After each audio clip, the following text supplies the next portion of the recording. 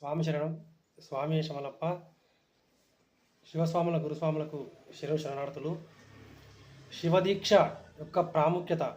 మనము శివదీక్ష తీసుకోవడం వల్ల ఆ శివదీక్ష మన జీవిత దశను మారుస్తుంది. అదేవిధంగా మనకు భక్తిని, ముక్తిని ఇస్తుంది.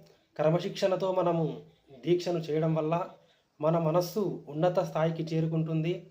అదేవిధంగా శివదీక్ష అనే సంప్రదాయము మనకు భక్తి, ధ్యానాన్ని మరియు శుద్ధితో కలిసిన ఒక అత్యంత పవిత్రతను మనకు శివదీక్ష మాలధారణ నేర్పుతుంది.